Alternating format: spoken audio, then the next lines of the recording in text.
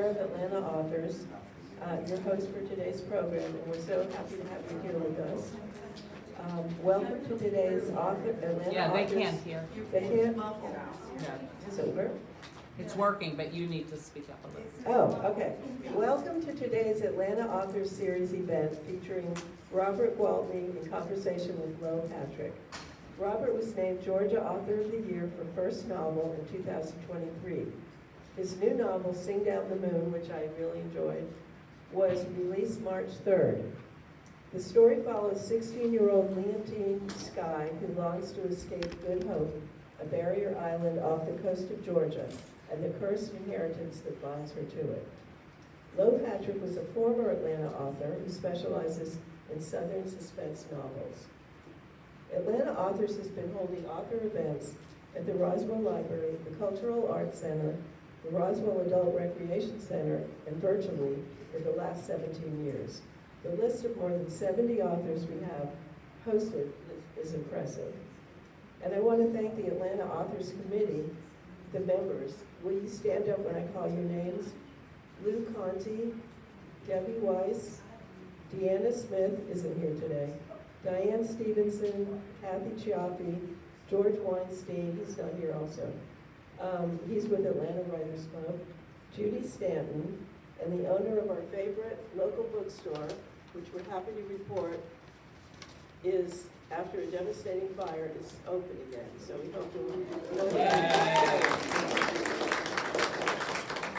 Atlanta Authors is a program sponsored by the Friends of the Roswell Library in partnership with the City of Roswell and Bookmiser. Yay, Bookmiser. Love it now. We couldn't hold these programs without their unwavering support. We also appreciate additional support from Friends of the East Roswell Library. So you can join Friends of the Roswell Library. They provide financial assistance to the library, promotes it as a learning center for the community, and advocates for improved library services. Through its Atlanta Authors and Roswell Reads programs, FORL as we call it, and the other library is Feral, so we get confused sometimes. But FORL offers community reading, author discussions, and lifelong learning opportunities. FORL is funded by yearly sponsorships, as well as proceeds from its bookstore sales, and sales at its booth at City Antiques. And you can join for as low as $10. We have these forms, we have them at the back of the room. I'll hold one up if you want to join. Okay, FORL has a book sale on March 27th, 28th, and 30th, and again on May 29th, 30th, and June 1st, and on into the future, but we'll save that for another time. On Saturday, this is exciting, we have a new event coming up, Roswell Reads. On Saturday, April 18th, 2026, Roswell Reads will feature best-selling British-Australian writer Jane Harper, the author of 5 books, including The Dry, Force of Nature, The Lost Man, and Exiles, 3 of which has been adapted as movies or a TV miniseries. Has anyone ever heard of her? Yes. Oh, good. Okay, she's going to be great, I think. She's known as the Queen of Crime, Australia's Queen of Crime.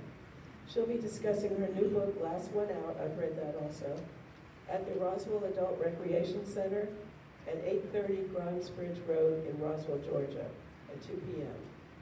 Her book was released in the U.S. and the U.K. April 14th, or it will be, but it's already on the Australian bestseller list.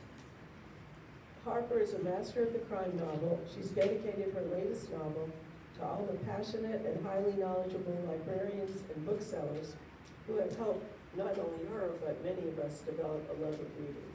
So I think Lou passed out these, they might be on your chair, or you can get them in the back, and this tells you all the information about registration. Okay, tickets will be $20 for the presentation, or $40 for admission, an autographed and personalized copy, hardback copy of the book, reserved seating, and a photo with the author. And June, this is exciting also, June 20th, Roswell Reads will feature New York Times best-selling author Lisa C. I know you've all heard of her. Well, hopefully. discussing her new book, Daughters of the Sun and Moon. I'm reading that now, the advanced copy. It'll be released June 9th. So follow us on social media. We're on Facebook, Instagram, we have a website, and we have all the upcoming information about events. But before we introduce today's authors, please silence your phone or turn it off. And now I'd like to introduce wonderful Anel to introduce our guest speakers. Thank you, And you can give this to the authors. So I have an old-fashioned teacher voice, so I'm not going to use the mic. You don't need it. So I want to again say good afternoon and welcome to all of you. Thank you for being here. It's a beautiful Saturday afternoon. There are a lot of places that you could be, and you chose to be here. So we thank you for the privilege of your time. And it's always a special gathering when stories can step off the page and their creators can step into the room and we can have conversations together. And today, we have the pleasure of hearing from two remarkable Atlanta storytellers whose works remind us why we read in the first place: to be transported, to feel deeply, and to see the world through a different set of eyes. First, we are honored to welcome Robert Gwaltney. By day, he serves as Vice President of Easter Seals, North Georgia, championing early childhood literacy and strengthening families at critical stages of development. And in all the hours in between, he writes. For his debut novel, The Cicada Tree, as we were told, he won the 2023 Georgia Author of the Year for first novel. We gathered here today to celebrate his newly released second novel, Sing Down the Moon, which has already been awarded first place Best in Category by the Somerset Book Award for Literary and Contemporary Fiction. And that is just the beginning of the awards that are yet to come. Wait till you read it. Robert is a storyteller in the truest Southern tradition, one who understands that place and memory carry as much weight in the story as the characters and the plot. His novels move with a lyrical sense of atmosphere, where the ordinary world shimmers with mystery and emotion. And most remarkable is his literary voice, like none I have ever read.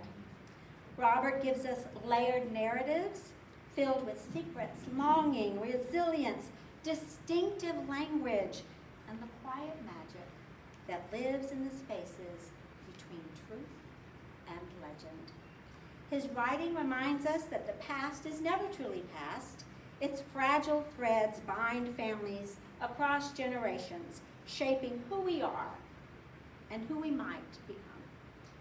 Moderating our conversation today is another remarkable Atlanta talent, Lo Patrick.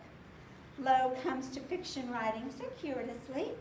After graduating as a doctor of jurisprudence, she decided she was a storyteller, not a prosecutor, and thus began her professional writing journey. Her novels include The Floating Girls, a finalist for Georgia's most prestigious writing award, the Townsend Prize for Fiction. Her second book was The Night the River Wept, and Fast Boys and Pretty Girls was third. And go ahead and get your pre-orders in at Bookmiser, of course, for Lo's fourth book, to be released July 14th, The Sins of Summer Daughters. Yes. Lo's fiction inhabits that intriguing borderline between suspense and psychological exploration, where the familiar world suddenly tilts, just slightly, off balance. Her work pulls readers into stories that are atmospheric, unsettling in the best possible way, of course, and deeply human. With a keen eye for character and tension, Lo crafts narratives that invite us to question what we think we know about memory, identity, and the hidden lives of the people that carry them within. What makes this event especially meaningful is the way these two authors, though different in style and tone, share a devotion to storytelling that is immersive and emotionally rich. Both create worlds, southern worlds, that linger long after the final page. Stories that ask us to listen closely, to look deeper, and to embrace the mysteries that make life and literature so compelling. Please join me in giving a warm welcome to Robert and Lena.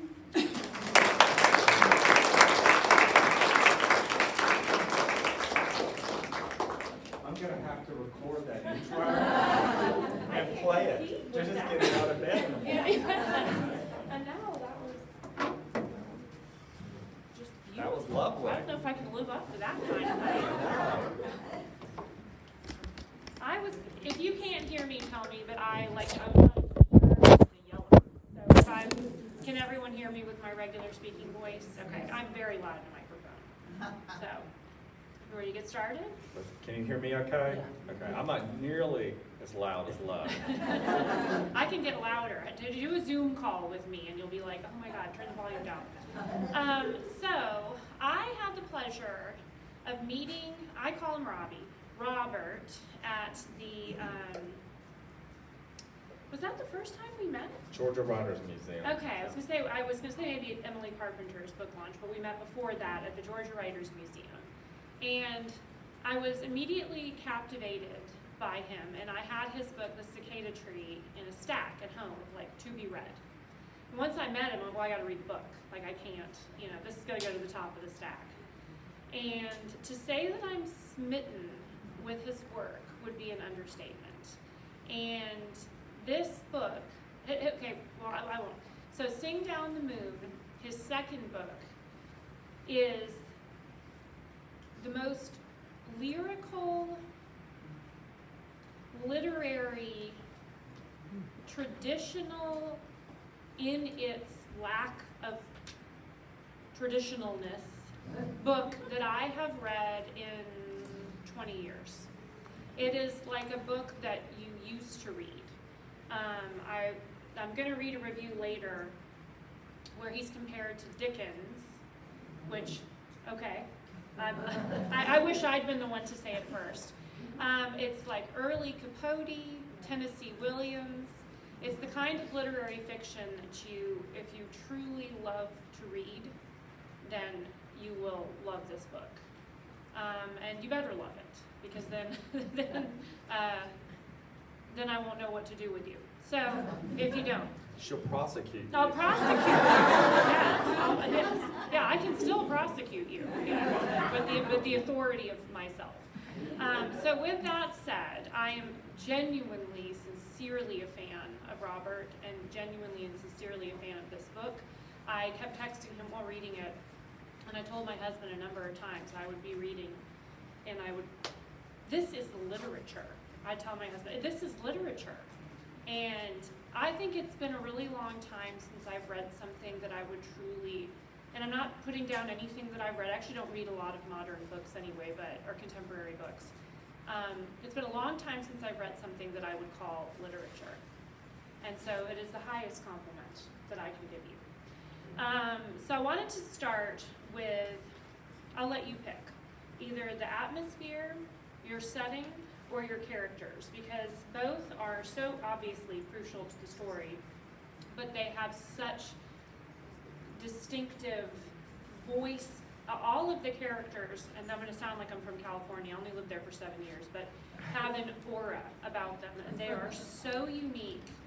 And there are a bunch of them, and you managed to distinguish all of them to the point that I wouldn't even have to know who I was reading about to know who I was reading about. So I'll let you start if you want to introduce your cast of characters, and then I want to talk about the setting, because I kind of want to start this with your world. Okay. So I think that, because when story comes to me in my writing process, it's always a character that comes to me first. And I think that early on, I heard someone say this one thing to me, and it's the first line in the book, and it's, "We are all dead here on Good Hope." But I didn't know who said it. I didn't know what it meant, but I was intrigued by it.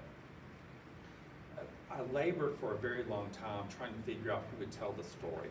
I had a sense of of that one line. I had a sense of the world, and I had a sense of who would inhabit it, but I didn't have a sense of who was going to tell the story. And so the first character, I tried a multitude of ways. Ultimately, I landed on Leontine Skye, who is a 16-year-old girl who lives on the marsh with her mother. And her mother's name is Eulalie Skye. And the Skye women have always lived on Good Hope, which is a Georgia coastal barrier island. And they tend this ancient tree named Damascus. Upon this tree grows what's called seraphigs. Damascus places wind chimes on, and Damascus is a character as well. So I had a sense of Damascus very early on. And Damascus plays this wind chime song that lures haints across the river. Does everyone know what a haint is? It's good. You're all from Atlanta. You all know. There have been a few readers who said I had to look that up. I double checked. I was like, Double-checked. I'm gonna make sure I know exactly what. Maybe I got it wrong. I get lots of things wrong, but I double checked. So there's young Leontine, there's her mother who lives on the marsh, and tending this tree has degenerative effects. So when the haints come across the river, they're lured to Damascus's wind chime song.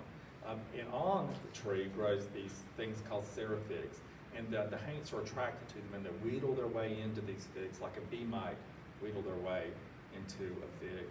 And the seraphig dissolves the haint. The haint falls in the fig to the ground, and from these figs that are infused with haints, a very addictive drug is made, called redemption.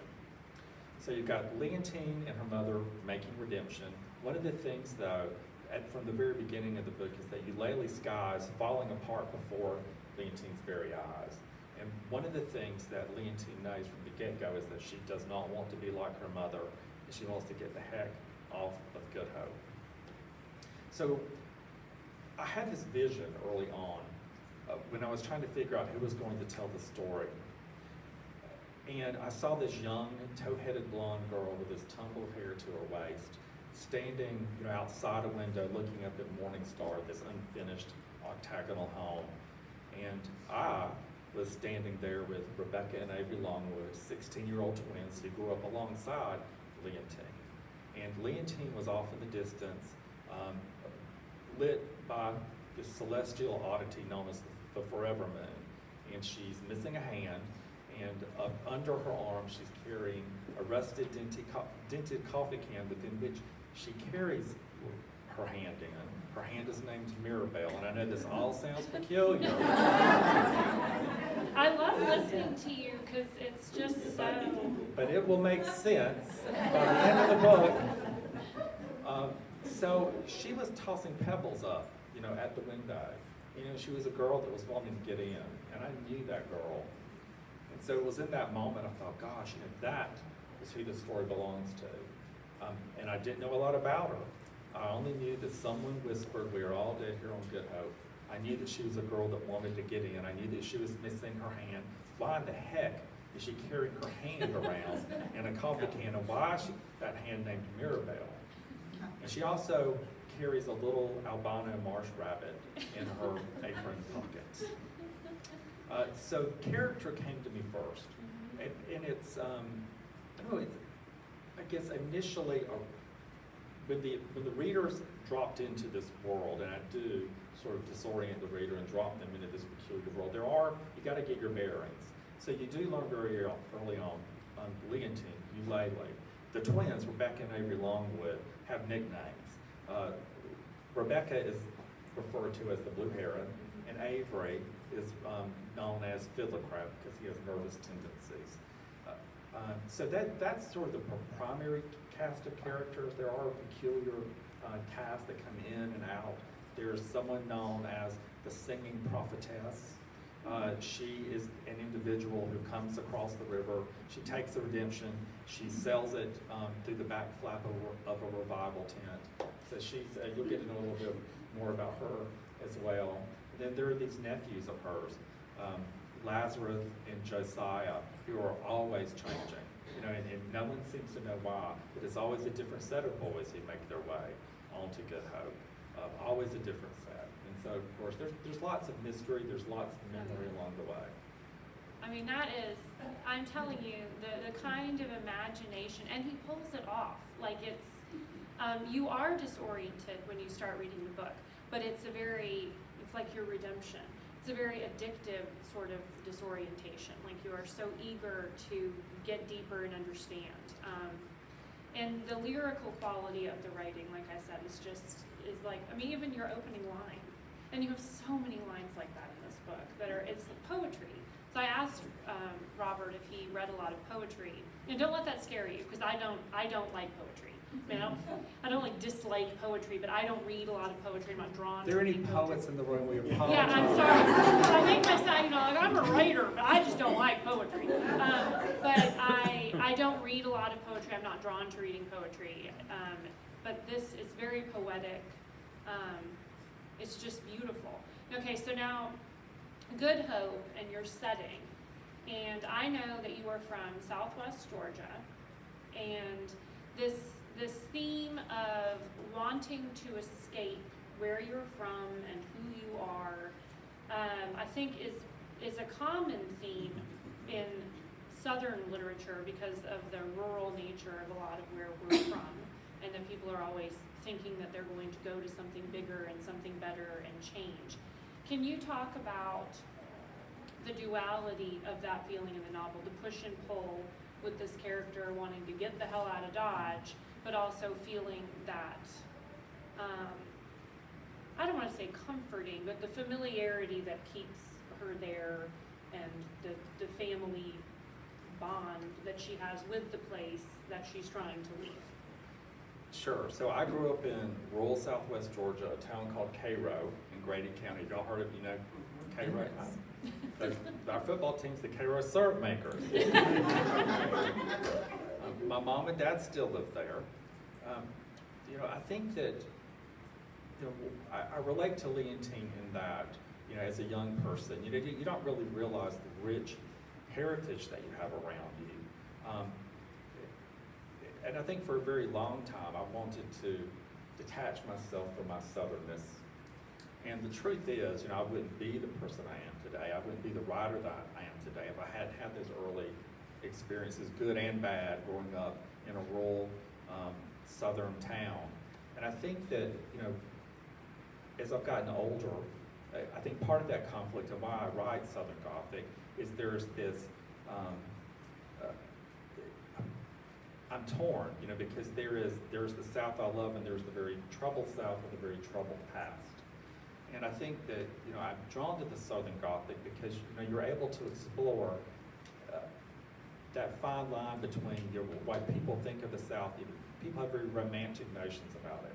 And of course, we all know that there's a very troubled history, socio-racial, economic disparity. So it's a push and pull for me. And so it's very natural to explore that. As a young person, I had big ideas. Fashion and what I wanted to read and how I wanted to live, and I was always fascinated with people who I thought had more glamorous existences than my own. And you can see that a lot in my first novel, The Cicada Tree. The protagonist is fascinated by this wealthy family known as the Mayfields. But I think that it's interesting because there was a push and pull. I didn't know any world beyond Cairo. I was very much sheltered. I was not comfortable in my skin there, but I also was afraid to leave it. And I think that that's what comes across in Sing Down the Moon. Is that ultimate, let me get that heck away from all that I know, only to find your way back to your home again and to your roots. More trying to figure out who you are, because you can figure out that you might ultimately belong there, or you can figure out you belong someplace else. But it's that sort of, you said it so beautifully. I'm trying to get you to remember what you said at your launch about your. I will never remember it. Yeah, you said that, and I was just like this, and then it gone. But about your family, you kind of try to. You have, and these themes are just explored so beautifully in it. But you have how you grow up is kind of what is put on you, your family, the way that they see you. Not identity is, you know, kind of an overused word right now, but like. Yeah, well, growing up in a small, I think growing up in a small town, and I was interviewed for this, for a review through the Southern Literary Review, and there was this very brief version of it that was published, and it actually wound up in my hometown paper, the Cairo Messenger, which is a big deal. My mom and dad sent me a picture of the article, but one of the things that I said is that I think, that a small town can be a cradle and it can be a cage. It nurtures you, but it also can bind you, and it can hold you back. And I was kind of thinking, oh my God, they're going to hate me in Cairo now. I called it a cage. But yeah, I think the thing about small towns is that you're often told, who they expect you to be. They have a sense of who you ought to be before you have had an opportunity to explore and discover it on your own. And I think that for me, that was very much the case. I think that people, had expectations and ideas of who they thought that I was before I even had an opportunity to know. And so I think that that's why, for me, being able to, and I very well could have, gone off to college and returned to Cairo and lived a life there. Many do, and many have very, very lovely, rich lives, but I don't think that, I would be sitting here today with you if that had happened. Right. And there's that push and pull. And I always describe Robert as very respectful of themes and ideas. And that's kind of, you can talk about wanting to. I watched Footloose with my daughter last night. And so there's this kind of, she can't wait to get the hell out of that town. And, where they can dance. Yeah, where they can dance, and Kevin Bacon can have a body double doing his flips and stuff. And and there is always an element, and they come full circle at the end, but there's always this element of this vile hatred for one's past and you're never like that. And the work, it doesn't come through in your work. It is a truly respectful homage to the process of growing up and, making these decisions about the kind of person that you want to be and where you want to be that person. So anyway, it's really beautifully done. I wanted to read, can I read the review? Sure. Okay, I wanted to, because I can't say it any better than this, and then I'm going to tie this into a couple questions. So, though its build is magical realism, Sing Down the Moon is not that easy to pin down.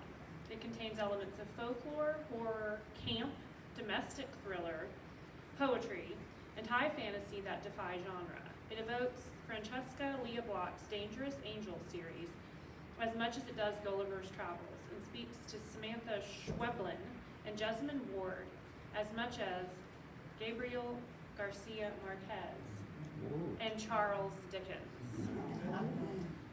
So, having never been compared to Dickens myself, I wanted to make sure, and you had mentioned reading. But it makes it sound like I have a personality disorder. No, it makes it sound like you have a personality. Yeah. That's what my therapist sister-in-law always tells me when I'm asking her what personality disorder I have. I'm like, no, really, I was doing this. What does that indicate? And she was like, it just indicates you have a personality. The Dickensian comparison really, when I read that, it was like, the earth stopped for a second. And you mentioned to me your Miss Haversham, and can you talk about that Gothic early influences? Yeah, your early influences, and that how that comes across, because it is that same sort of Gothic. I wouldn't have called it horror necessarily, but yeah, the dark kind of dark. mysterious. Well, I think those dark elements go hand in hand with Southern Gothic, and I think people, sometimes it's sort of on the edge of what people might consider it to be, but I don't consider it to be horror. There's elements of the grotesque, as there has to be in Southern Gothic. There's a hand in a jar. There's a hand in a can. Old coffee can. Yeah, excuse me, a can, not a jar. Can. Yeah, sorry. So I think, very early on, I discovered Gothic through the Bronte sisters, through Emily and Charlotte and Wuthering Heights, Jane Eyre. But I also, in the 4th grade, remember reading Great Expectations by Charles Dickens. In the And fourth grade. the fourth, I know that was, I probably, I was not that smart of a kid, but I think that we had to read it in the fourth grade. I read it in the ninth We grade. read it in the fourth grade, which is pretty advanced for Cairo, Georgia. Golly.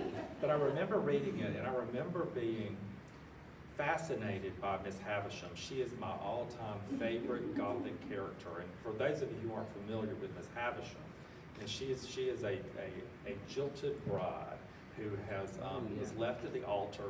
She lives out her days, wanting to rain terror down on men and break their hearts. And she lives out her days wearing this old, rotting wedding dress, and the wedding banquet table is still laid out in the home, with the wedding cake and rats nibbling away at the icing. So I just was fascinated with her as a boy, and I think that those early experiences sort of wheedled their way into my early DNA. So yes, so I am a fan of Dickens. So I can see, certainly, because that was such a pivotal moment for me with You that do character. that in this book. You do it. You're on Thank Havisham you. level. Well, I actually do reference Great Expectations. Yeah. In this book, there is a reading. There's this very dramatic character, the set of twins, Rebecca and Avery Longwood, and Avery, loves. Avery was my favorite. I love Avery. I'm glad you Avery's like- my favorite character. He's prone to histrionics, and he's known as a fiddler crab. He carries around a journal that he calls his Book of Jubilation and Woe. And he is a lover of the great romantic poets, Shelley, Keats, Byron, and he writes down his favorite verses in the book, and he wields them like spells. And I love Avery, and he envies his sister's long, beautiful hair. He's trying to grow his hair out, and when his father's not around, he wears his mother's old ball gowns. Which is sort of, he could kind of get away with it on Good Hope. I couldn't get away with it in Cairo. It would have caused a lot of problems. I would've let you. She'd have let me. Yeah. So that brings, so this is obviously nothing in either of your books is steeped in the contemporary world with cell phones, computers, all these things, which I love. What makes you want to write either in the past or in the separated past that is not part of our modern society? What makes you want to get the hell out of that Dodge? Well, I've always, as a boy, I've always been sort of escaping to my imagination. I've always been a fan. I guess, the past isn't necessarily romantic, certainly, but I do sort of like the idea of setting stories, because my stories, I want there to be a sense of isolation.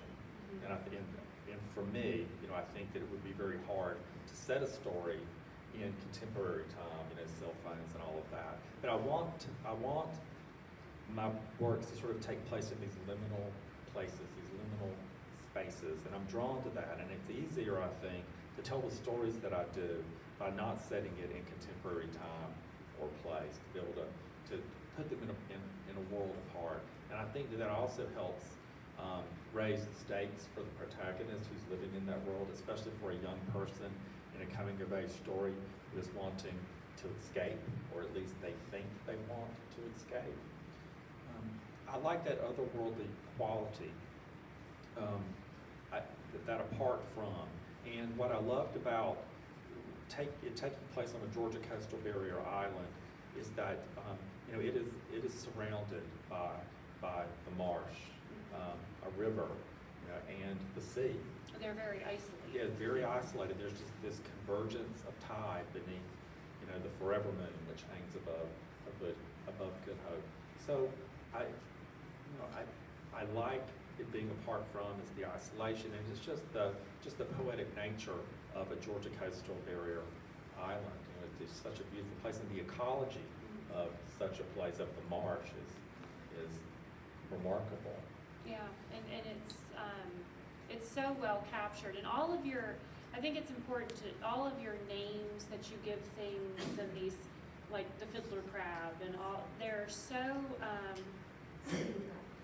it takes you into the world. Like when you start reading the book, like you said, it's very disorienting, but it's almost like you become part of the club as the book goes on, as you start to recognize the different nicknames and the different references and the jubilation and woe, and you kind of see these things, and it makes you, when I finished this book, it had that feeling of like a death.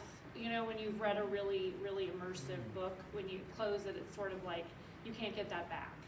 And I don't know if I read it again. I've read parts of it again for our events together, but I don't know if I read it again, if I'd have the same, it would probably be a different book, reading it twice, or reading it for a second time from start to finish. What character in the book do you most relate to? Well, I think, yeah, I relate to quite a few of them. Right. Because I think that they're, you know, I mean, they're all, I think that they're within my lived experience. So, I mean, the elements of me, I think, are in all of the characters. But I think that, I mean, I understood Leontine. I understood Leontine. I felt very connected to her. Is that your emotional connection character? Yeah. I can see that. Yes, I very much felt connected to her. You know, when I saw her outside the window, I felt as if, you know, I was looking, you know, at myself. I think that also Avery Longwood, who is prone to histrionics, I was a dramatic child, and he is too. He's lovably dramatic, though. He's a very endearing character. Good. Yeah, I wasn't quite sure how people would take him, but I think those two characters I felt connected to the most. I was most enamored by a character named Willadine, Yeah. though, and I think that and Willadine is. Hey, you didn't mention. You I didn't haven't mention talked her about. earlier. I've not No. talked about Willadine. No, you didn't. Okay. So Willadine is a haint, but she is the only haint. She's one of a kind. She's the only haint to have ever escaped a seraphic. And when she escaped the seraphic, she grew very quickly. She has this corporeal presence on the page. She became womanly, a full bosom. She is the color of evergreen. She has mossy, soft skin. She likes to walk around in her bare feet. She has these beautiful high arches, and I think that they refer to her as having. She has these very beautiful toes, and from her head, where hair all grow, blooms flowers. From her earlobes grow berries that dangle like earballs. And she and Leontine have a thing in common in that they both have memory issues. You know, Leontine suffered an accident 2 years prior during an event known as Tribulation Day, within which she lost her hand and her memory. Willadine, like all haints, suffer, you know, this same fate. They have no recollection of who they were, of the life that they lived before. So both Leontine and Willadine have no sense of the past, really.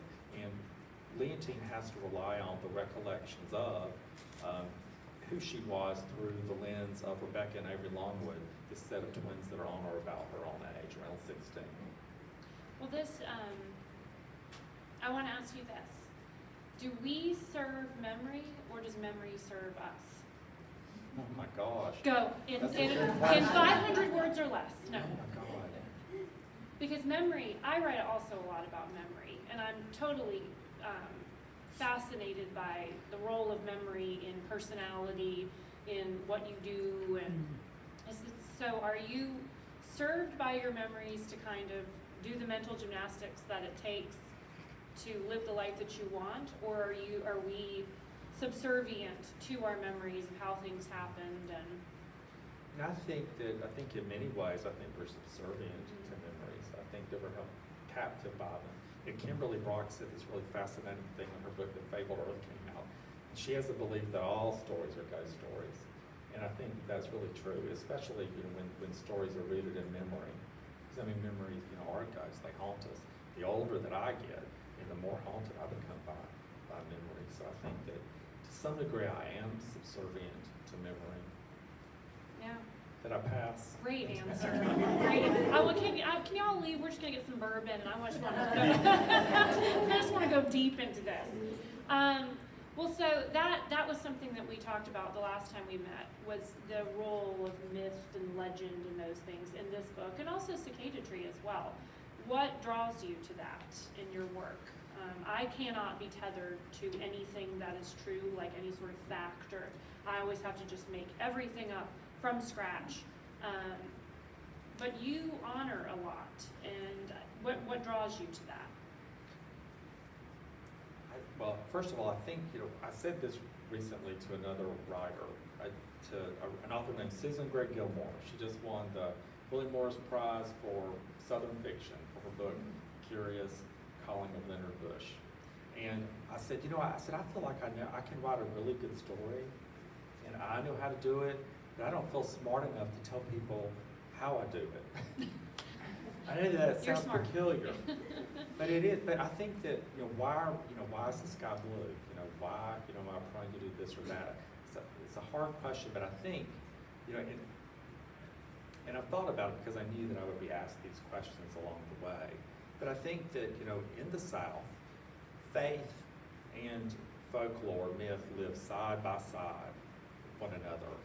And of course, I was raised Southern Baptist. I grew up went to Eastside Baptist Church. My mom and dad still go to Eastside Baptist Church.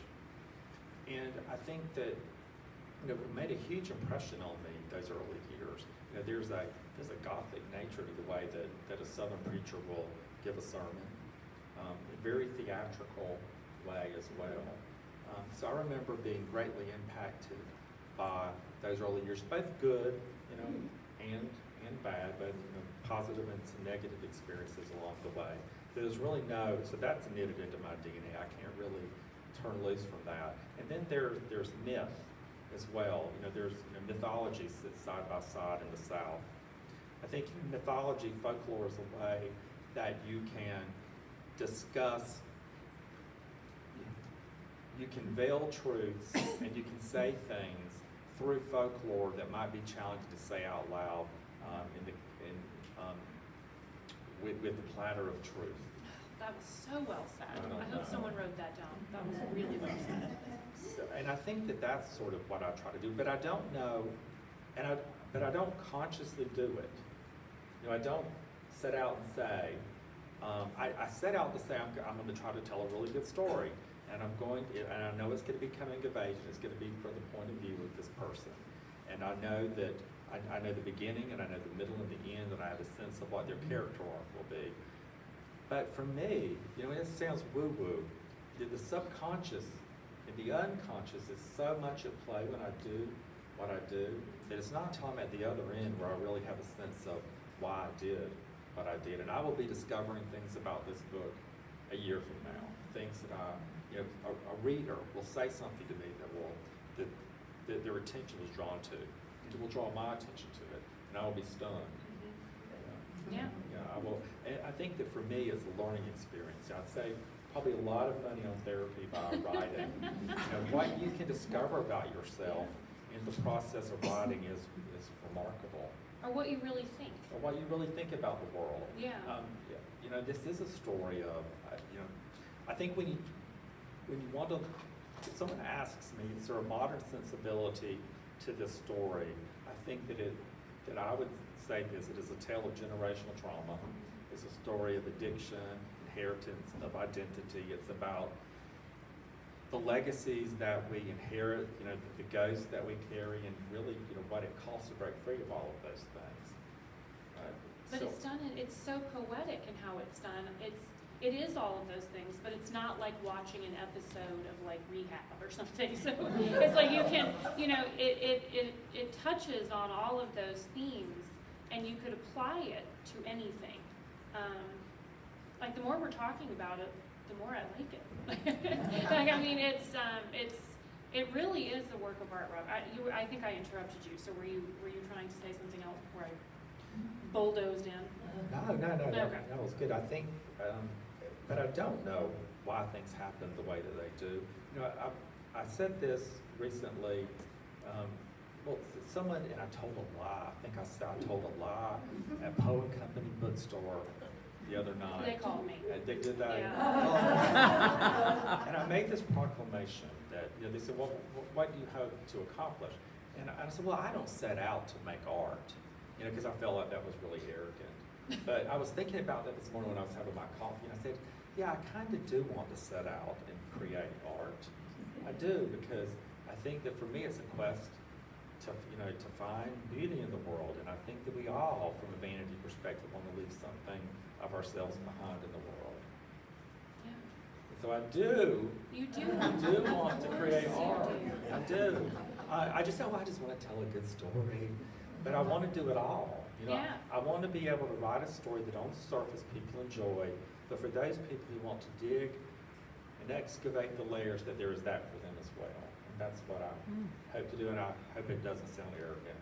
No, it doesn't. Make me sound like a big jackass.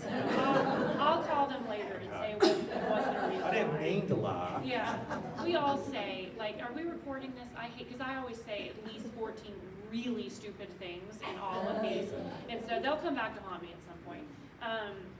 Well, I asked you this question at your launch, and this is not a question I would ask every author, but what is the most profound emotion and the most prevalent emotion that you felt while working on this book? And did it change? Not profound, prevalent. Like the emotion that when you really got into certain stretches of writing, that was like the pounding, pulsing emotion. I always go for sadness. Where is your head? Well, I think on the written page, I'm drawn, oh God, this is so bleak. Makes me sound like Wednesday Addams. But I'm drawn, well, there's this line I like to walk. And I think that it's, in the Southern Gothic realm, there's this fine line between beauty and decay, happiness and sorrow. And I'm fascinated with that very thin line, that veil, between the living and dead, between the ugly and the beautiful, and between heartbreak and joy. I am a happy person in life, but I love to live in those dark places on the page because it gives me license to explore those dark aspects of life, the world around me, and those dark places within myself. I find joy in writing sorrow. Yeah, lament. Lament, right, melancholy. And I enjoy that. That I also want to thread it with bits and pieces of hope along the way. But I do work myself up into, I'm a very emotional writer. I had a conversation with another Southern writer before the Cicada Tree came out. Her name is Brenda McLean, and she wrote this book called One Good Mama Bone. And I loved that book. If you're looking for another good, well, read everything that Lo wrote first. Then read One Good Mama Bone. But I love that book, and I knew someone who knew her, and I said, "Well, you think she'll talk to me about her book?" And she did. We had a Zoom, and she said something with me that I'd never spoken out loud, but I always felt triggered. I thought, if I say this, some people are going to think I'm stupid. She said, "Robert, I suspect that there are two types of writers. That there is, and one is not better than the other. But one writes from a place of great emotion, and one writes from a place of intellect. Because I write from a place of emotion, and I think you probably do too. So I'm very much an emotional writer. I will listen to music to get myself in tune with the scene that I'm writing, something to get me into that space. Because what I want to do is find emotional truth on the page. And there's this mantra that I say over and over again. What is the truth here? What is the emotional truth? And I think that I kind of have this fantasy that when I'm writing a passage that makes me feel a certain way, whether it be sorrow or happiness, that maybe another reader will feel that same way too. And I think that, for me, I think it's part of human connection, because I really do long for human connection, and I want to find that on the page. So I think if I can feel this way, and someone else can feel that way, someone I don't even know or see, that's kind of a wonderful thing. Yeah, Wait, once again, bourbon, you and me, kid. That was beautiful, so beautifully stated. I find that I am always looking for the discomfort. I like a lot of discomfort and, these truths about people that, are not the happy truths. So I think that can be very off-putting to some readers, but in some ways that is my goal, is to make them like, ooh, but still read my books. Well, discomfort, I think, is the foundation for change. Or just Yeah. reflection. I Yes. think that I always say I want people to think, good, bad, ugly. I just want them to be like, made me think about that. You know, I absolutely hated it. I loved it, but I definitely had a thought about. Oh, sorry. Anellis is saying that we need to open it up for audience questions. I have about 750 more things I'd like to ask Robert, but I will STFU and let Robert. That went too quickly. It did. Well, I was just so absorbed in. Anyway, so please, does anyone have any questions? How did you come up with all those amazing names? I mean, every character had 2 names. You call it a nickname, but, you know, each, like Leontine thought of Avery as 2 different people. I mean, he was Avery, but he was also that crab, whatever. Well, names are so important to me. I mean, I toil over coming up with names for the characters. And I've got this electronic pad, it's called a Remarkable Tablet. Now, I used to write everything down in a notebook, but it gives you the experience of actually writing on paper, which I think there's something sort of magical about that. That I keep this list, and I'll brainstorm all the things that I'm going to call them. And when I hit it, I know it's right. There's this cadence to it. And for this book especially, and one of the things, because it's a book about memory and trying to recapture memory, you know, there is this sort of call and repeat, you know, that occurs in the prose. And so there's, you know, Leontine Skye, and oftentimes, you know, Leontine Skye would call a person by both their first and last name. And then, you know, there is Fiddler Crab, and there is Blue Heron, and there's this thing in Prophetess, so there are these mouthfuls of names, and it just seemed to me to serve the story. So how I come up with them, a labor of love, and they're little Easter eggs. You know, for example, Leontine Skye, there's a famous black opera singer named Leontine Price, who, you know, I was a fan of and always was fascinated by her, so I stole her name. So yeah, it just, it's a labor of love, really. I love naming the characters, I love naming places. But even the severed hand has a name. Mirabelle. I Yeah. thought that was funny. Yes. Thank you. I'm sorry, I was one of the Midwest. What is a hint? So a haint is a ghost, or you also call them a haunt, I think. Yeah. And I'm not an expert on the topic of haints. Anne Height is an expert on the topic of Yeah. haints. But haints are sort of mischievous spirits. Okay. You know, they live side by side, you know, the living with the living. It's folkloric. I think part of the Gullah Geechee tradition in the Low Country is where you would hear a lot of stories about haints. Yes. So you mentioned that you knew the beginning, the middle, and the end of the book. So what is your writing process? Like, So- do you outline? Or? So she's asking about my writing process. I would not want to write a book if I knew everything that is going to happen. You know, for me, it's part of an adventure, it's an exploration. I think there are a lot of things you have to know. You have to know the characters, you have to know their wants, their desires, where they think they want to go in the world and what they want more than anything else. So what's hard for me is to get started. You know, I have to have a working title of a book. I have to have a really good first sentence of a book. I knew very early on what the last sentence of this book was going to be, but I didn't know how the characters were going to get there. But I loved it so much, I said, that's how I'm going to land the story. So for me, it's part of exploration. Before I set out to write a chapter, I take notes. What are the key things that need to happen to be able to continue to move the plot forward? So, you know, I'm sure that a lot of you, there are writers in the room, there are these 2 thoughts, right? You're either a pantser or a plotter. I'm a hybrid. I write by the seat of my pants, but I do have a good sense of where the characters need to go. And so those guideposts keep me from letting the characters get too crazy.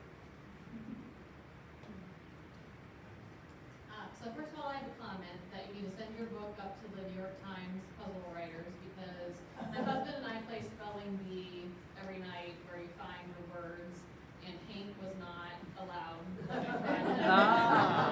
So just send it on up there so they can make sure to add that to their, dictionary or whatever.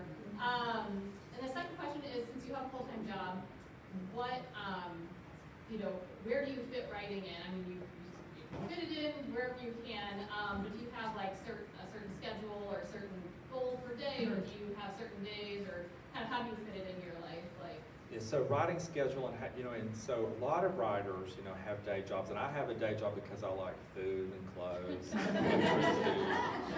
You have to pay your rent. Right, exactly. So it's hard. One of the things that I do to write is the weekends. I love writing on the weekends, so I protect my time. It's sacred time. People know not to bother me. Saturday mornings from about 7 until about 3 in the afternoon, both Saturday and Sunday. That's probably when I text you the most. No. Sorry.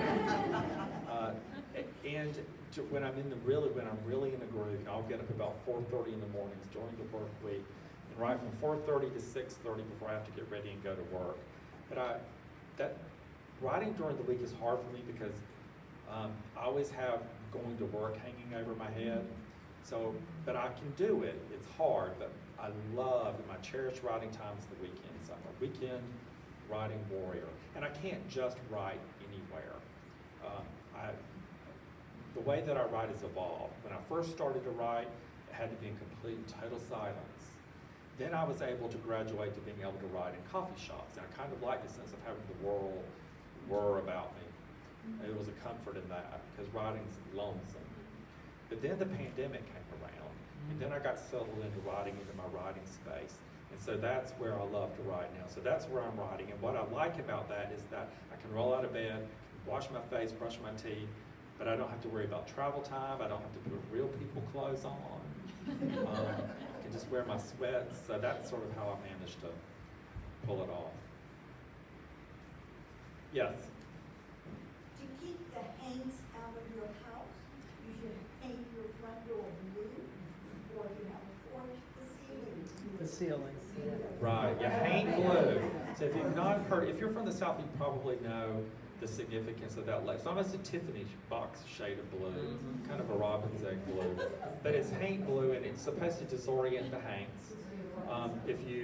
Because they're sort of dazzled by the sky, and they really don't want to be, anywhere near it. So they won't cross a porch within which the ceiling has been painted haint blue. So that's the way to keep the haints out. Yeah. Is the island where the setting, is that a real place? So Good Hope is a Georgia coastal barrier island, but in my world is fictional.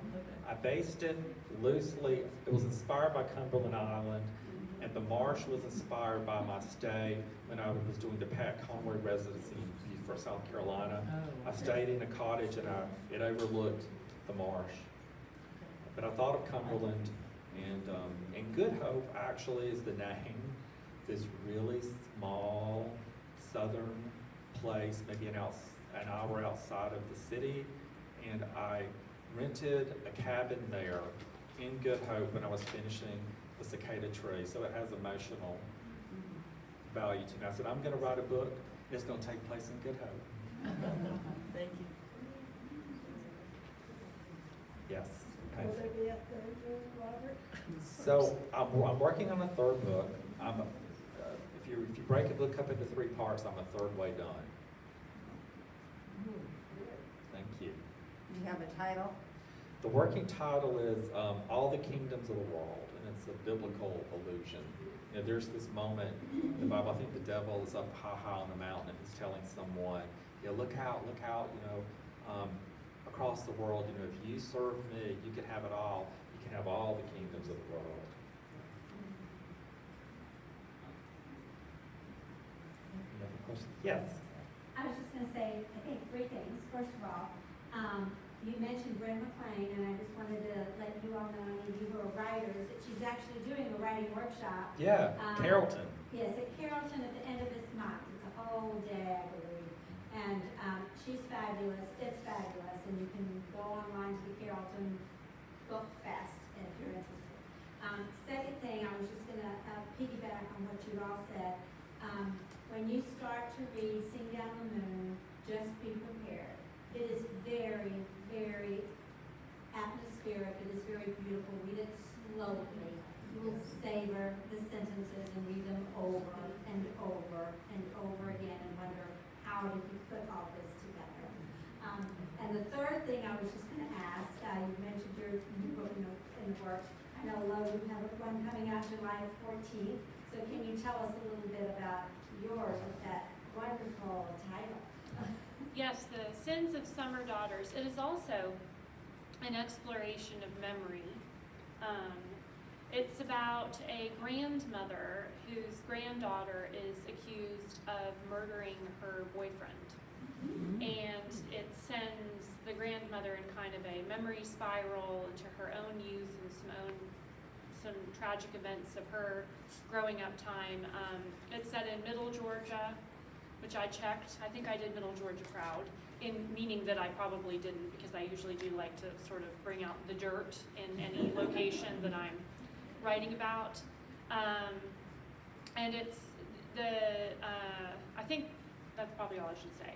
That's all. I always have a really hard time describing the books because I can't pinpoint exactly what you should know, but you do find out Meg Gregory, she's a kind of a reluctant mom, reluctant grandmother, but her cherished granddaughter, Lucy, is accused of Lucy's boyfriend's murder. And it's just an unraveling of Meg's life, essentially. It goes back and forth between Meg as a young girl about Lucy's age, and then Meg as the present-day grandmother is trying to help her granddaughter get through it. But it's a very somber exploration of memory and what we do, how we have memory serve us, how we serve memory, but also how we have memory serve us. So repressing and changing things for ourselves just to be able to get through. So I'm very proud of it. Thank you for asking. What's the time period? It's part of it is in the 70s when Meg is a little girl, and then part of it is modern. But my modern is always kind of prior to like super modern. So Meg doesn't have a cell phone yet; she has to get one. So I can't remember the exact. I think it's like early 2000s is the modern part of it. Because I struggle to write a lot of the really modern life. I'm living it, but I have struggled to write about it in an interesting way. So yeah, but thank you, Anil. If there's any more questions? Okay, thank you so much for being with us here today, and let's give them a big round of applause.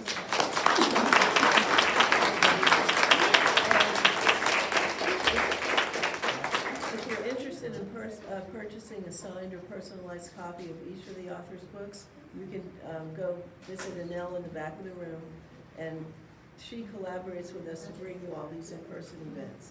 Thank you for coming. We look forward to seeing you at our future events. All right.